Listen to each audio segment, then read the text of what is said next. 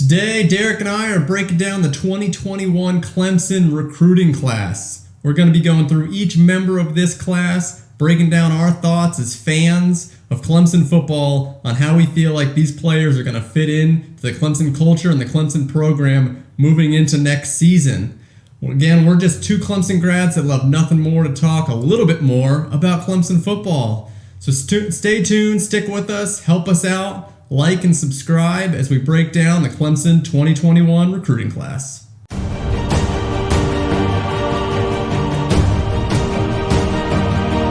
Andrew Mukuba, he is a four-star safety from Austin, Texas. He's number 8 overall safety, number 29 player from the state of Texas. Has a national rank of 165. He is 6 foot, 185 pounds, and he's an early enrollee as well. He came in January. So give me one word that describes Andrew.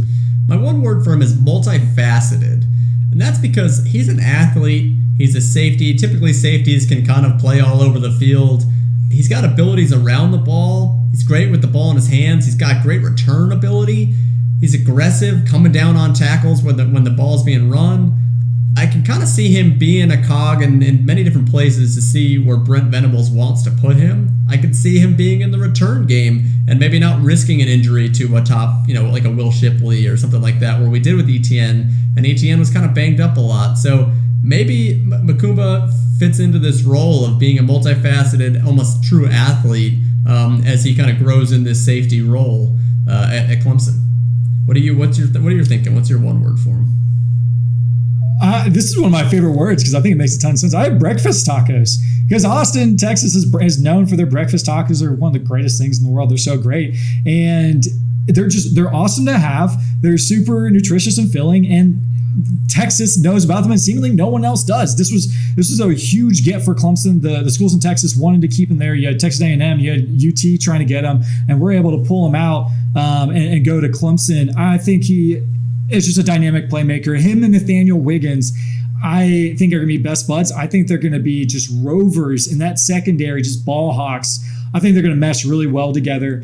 And if you look at him as a safety, 6 foot, 185, but watching him as a wide receiver, the ball in his hands, he's so athletic, he's so quick, has great hips. Like I'm very excited to see a little more athleticism in our secondary as far as our safety is concerned, because our safeties have struggled with some limited athleticism in the past, but someone who's got true ball hawking skills, true athleticism, and is a dynamic playmaker, come on in. We'll be happy to have you, Andrew.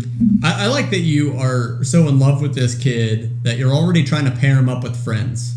I'm just gonna go like right to Dabo and say, hey, we've got roommates, that we've already set up at camp. So I'm a huge fan that he's out of Texas. Like you said, we stole this kid out of Austin, Texas, a state that Clemson really does not recruit in and has not had really good ability to steal from.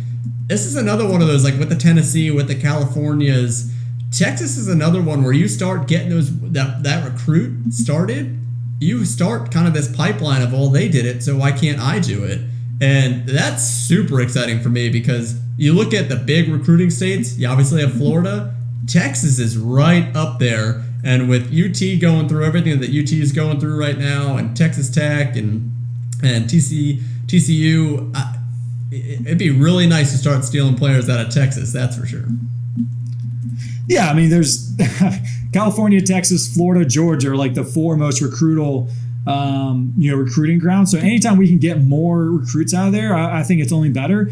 And I don't know if I want them to be, freshman roommates though, because like you're supposed to have terrible stories about your freshman roommates. It's supposed to be like random pairings and stuff like that. But I just picture him coming in, cooking breakfast tacos, and everyone's being like, I've never had these before. These are awesome. Peyton Page grabbing a handful of them, and be like, I want some of these. So I don't know. I just feel like it's just a great time. I love Austin. It's a great city. You and I both have a lot of friends from there, but I think it's a great get. Again, him and Nathaniel Wiggins are just they're so athletic, so versatile, so dynamic. And I don't necessarily think they're going to see playing time right away, but once they do come on, I think they'll start year 2 or 3 and just be a locked and loaded pair for their time at Clemson. I'm sorry. I'm going to pick at something real quick from you, which is having a bad freshman year at Clemson. I don't think any of these football players are going to have bad years as freshmen with the new freaking dorms that they've built them, with the new athletic facilities, with the new sleep pods and the putt and the basketball. These kids are going to have the time of their life. They deserve it. Super excited for them, but I don't think he's going to have a bad roommate freshman year. And even if he does, he can probably find some sleep pods somewhere to get away.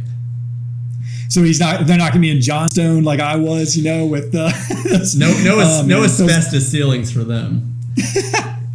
Oh, good times. Yeah, I think they've advanced a little bit since you and I graduated too. That's our breakdown. If you enjoy our content, help us out, like, subscribe to our channel, add a comment below. We'll be breaking down every single 2020 recruit from the 2021 Clemson class in the near future. So check out the Tiger Football Talk YouTube channel and go Tigers.